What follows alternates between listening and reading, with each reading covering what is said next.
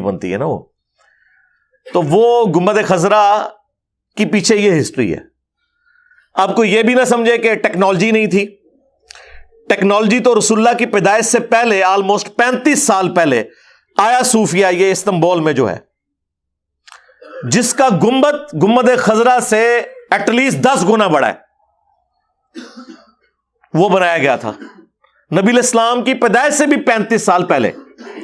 اور سیدنا عمر کے دور میں جب رومن امپائر آج کا اربوں ڈالر جزیہ دیتی تھی مسلمانوں کو, کیا حضرت عمر کے لیے مشکل تھا کہ ایک آیا صوفیہ کو بنیاد بناتے ہوئے اور اس طرح کے کاریگروں کو ہائر کرتے ہوئے ایک گنبد جو ہے رسول اللہ کی قبر پہ بنا دیتے, سونے کا بنا دیتے؟ لیکن انہیں وہ مسلم شریف کی حدیث نے روکا ہوا تھا. میں تمہیں منع کرتا ہوں قبروں پہ عمارت بنانے سے, قبروں پہ بیٹھنے سے اور قبروں کو پکا کرنے سے. اور یہ صرف قبر کے بارے میں ہے. آپ گنبد مسجد میں بنا سکتے ہیں, کسی اور ہسٹوریکل پلیس پہ بنا سکتے ہیں, کوئی مسئلہ نہیں ہے. ہزاروں صحابہ زندہ ہیں. 72 ہجری میں حضور کی وفات کے 61 ایئرز کے بعد عبد الملک بن مروان نے یروشلم میں, بنو امیہ کی جب حکومت تھی, 2 حصوں میں مسلم امپائر بٹ گئی تھی نا واقعہ کربلا کے بعد, شام اور عراق کے اوپر بنو امیہ کی حکومت تھی اور حجاز پہ حضرت عبداللہ ابن زبیر خلیفہ تھے. اس دوران 72 ہجری میں عبد الملک بن مروان نے ڈوم آف دا راک, قبۃ الصخرہ, وہ گولڈن ڈوم جسے لوگ غلطی سے مسجد اقصی سمجھتے ہیں, حالانکہ مسجد اقصی اس سے تھوڑے دور سامنے ہے, وہ ڈوم آف دا راک جو گنبد خضرا سے بہت بڑا ہے, یہ اس وقت اس نے بنا کے اس چٹان کے اوپر تعمیر کروایا تھا جس سے نبی الاسلام معراج پہ تشریف لے گئے تھے. یہ 72 ہجری کی بات ہے. اور 74 ہجری میں عبداللہ ابن زبیر کو شہید کروایا اسی عبد الملک بن مروان نے اپنے گورنر حجاج ابن یوسف کے ذریعے. اس کے بعد حجاز کے اوپر بھی اس کی حکومت ہو گئی, لیکن اس نے جرت نہیں کی کہ یہاں پہ کوئی گنبد بنا کے رکھے. انہیں پتا تھا کہ نبی الاسلام کی قبر کے ساتھ یہ کام نہیں کر سکتے. ایون اس کا جب بیٹا ولید بن عبد الملک حکمران بنا, صحیح بخاری میں آتا ہے کہ اس کے دور میں آلموسٹ سیدنا عمر کی شہادت کے 70 ایئرز کے بعد حجر عائشہ کی دیوار گری تو ایک پاؤں ظاہر ہوا. لوگوں نے استغفار پڑھنا شروع کر دیا. پھر عروہ ابن زبیر کو بلایا گیا, تو جو حضرت عائشہ کے محرم بھی تھے اور بھانجے بھی تھے, انہوں نے بتایا کہ یہ جو قبروں کی لوکیشن ہے نا, یہ حضرت عمر کا پاؤں ہے جو نکلا ہے. اور پھر حجر عائشہ کو دوبارہ سے تعمیر کیا گیا, اس کی دیوار کو. اس وقت تو بڑا اچھا موقع تھا کہ کنسٹرکشن ہو رہی تھی, تو ایک گنبد یہاں بنا دیتے کہ بھی میرے باپ نے تو قبۃ الصخرہ بنوایا تھا, تو میں اپنی لیگیسی چھوڑ دیتا ہوں, یہاں گنبد خضرا بنواتا ہوں. نہیں, پہلے 100 سال میں کسی نے یہ کام نہیں کیا, دوسرے 100 سال میں, تیسرے 100 سال میں, 400 سال, 500 سال, 600 سال گزر گئے. 7ویں صدی ہجری کے اندر 678 ہجری میں یہ ایوبی سلطنت کا جو مملوک ان کی امپائر تھی, اس کے ایک بادشاہ جو سنی تھا, میں نے ایک ویڈیو میں فاطمی بادشاہ کا ذکر کیا تھا, اس پہ میں نے پھر رجوع کیا تھا, یہ نہیں فاطمی بادشاہ نہیں تھا, یہ مملوک سلطنت ایوبیوں کی یہ سنی وہ بادشاہ تھا.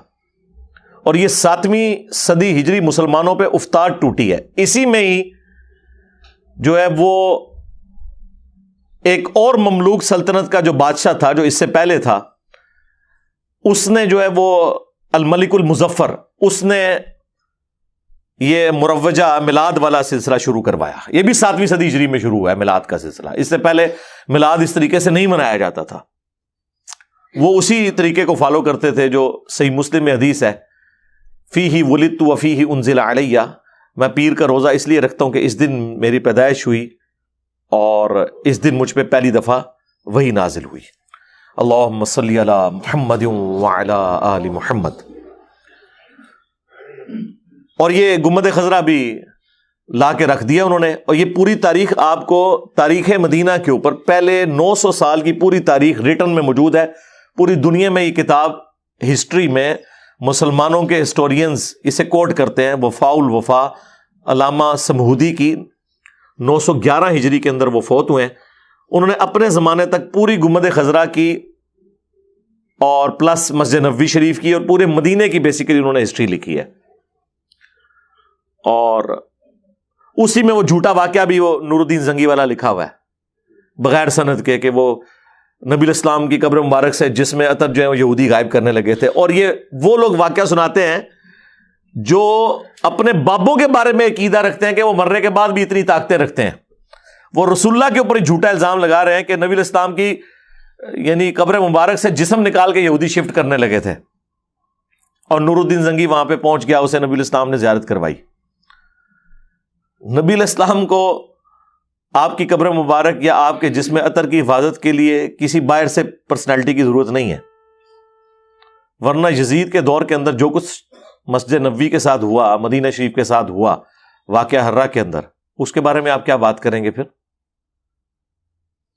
اور پھر اسی یزید پلید کے ہاتھوں خانہ کعبہ شریف کی جو توہین ہوئی, صحیح مسلم کے اندر رپورٹ ہوئی ہے, اور غلاف کعبہ بھی جل گیا, ایک دیوار بھی ڈیمیج ہو گئی, تو اس کی آپ کیا بات کریں گے؟ تو خیر بات پھر دوسری طرف نکل جائے گی. میں آپ کو بتانا چاہ رہا ہوں کہ یہ ٹوٹلی اس کی پوری ہسٹری تھی جو مسلمانوں کے منہ پہ مل دی گئی ہے قبروں پر مزارات بنانے کے حوالے سے, جس کی اپنی اصل کوئی نہیں ہے.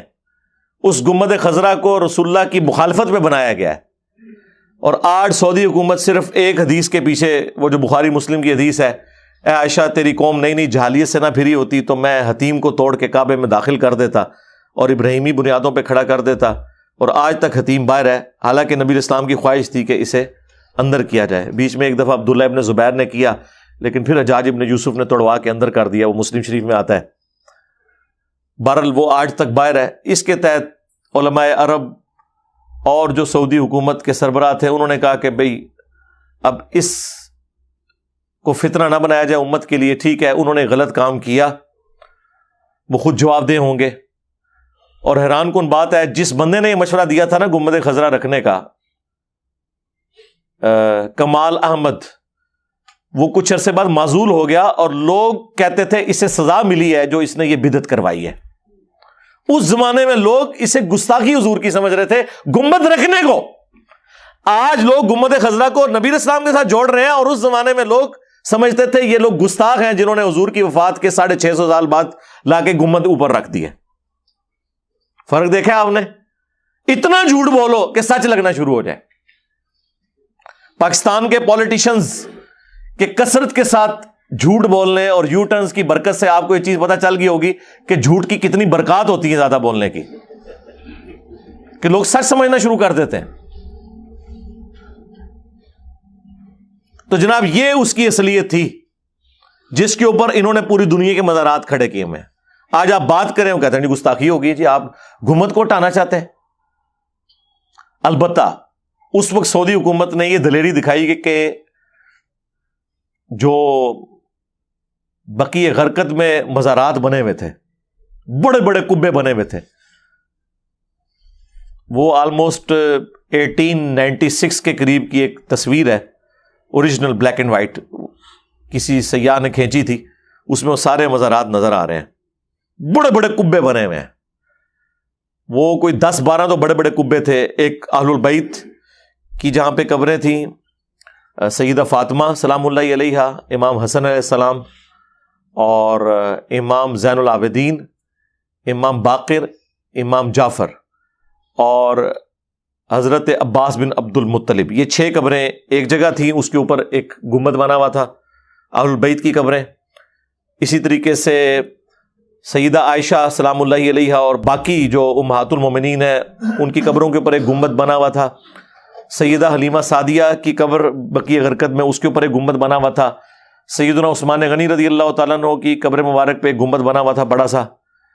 امام مالک اور امام نافع, عبداللہ بن عمر, ان کی قبروں کے اوپر ایک گنبد بنا ہوا تھا جو انہوں نے سارے پھر ہٹا دیے. وہ اس کی ہٹانے سے پہلے کی پکچرز بھی اور بعد والی پکچرز بھی موجود ہیں. اس وقت ایک موب چونکہ آیا تھا, اس وقت گنبد خضرا ہٹانا بڑا آسان کام تھا, لیکن انہوں نے اس معاملے میں نہیں پڑے, اور انہوں نے کہا کہ ہم نے رسپیکٹ دینی ہے اس حوالے سے بھی کہ نبی الاسلام کی قبر مبارک کے پاس آواز کو بلند نہ کیا جائے. کیونکہ نبی علیہ السلام اپنی وفات کے بعد بھی اتنی قابل احترام ہیں جتنی اپنی مبارک زندگی کے اندر. اور یہ باقاعدہ جو مفتی اعظم سعودیہ نے روضہ شریف کی حاضری کے اوپر جو کتاب لکھی ہے وہ اردو میں بھی ٹرانسلیٹ ہو کے آئی ہوئی ہے. انہوں نے باقاعدہ اس میں لکھا ہے کہ نبی علیہ السلام کی قبر مبارک کے پاس بھی آواز بلند کرنا اس طرح ہی گستاخی ہے جس طرح کی ان کی مبارک زندگی کے اندر ان کے حضور آواز کو بلند کرنا گستاخی ہے. اور اسی وجہ سے روضہ شریف کے اوپر اب تو نئی کنسٹرکشن ہوئی ہے، اور نئی کنسٹرکشن میں جو سلطنت عثمانیہ کے دور میں آیات لکھی تھیں سیم انہوں نے وہی آیات بڑی کر کے اوپر لگا دی ہیں.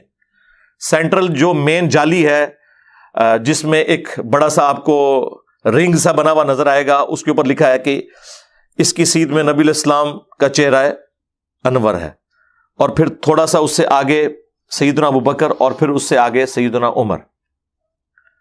لیکن یہ سامنے سے ہے، اگر آپ اوپر سے دیکھیں اس کا نقشہ بھی ویسے اب اندر سے انہوں نے اینیمیشن بنا کے جاری کر دیا ہے. ویسے تو اندر کوئی بھی نہیں جا سکا کئی سو سال سے.